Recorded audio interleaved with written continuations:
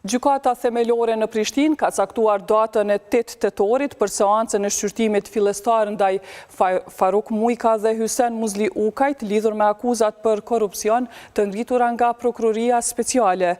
Një gjë e tillë është bërë ditur nga udhëheqësja e Zyrës për Informim dhe Medje të kësaj gjykate, Mirlinda Gashi, raporton kështu Betimi për Drejtësi. Në seancën që nis në orën 9:30 që të dy pritet të deklarohen lidhur me fajsin.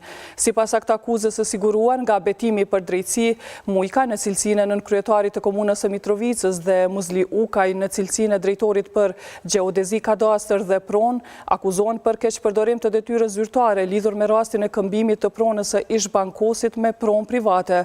Ndërkaq Mujka akuzohet edhe për mos raportim apo raportim të rremtë të pasurisë, me arsyetimin se në cilësinë e kryeshefit ekzekutiv të Iber Lepencit nuk ishte deklaruar shumën prej 60.050 euro që ju sekuestrua në shtëpi.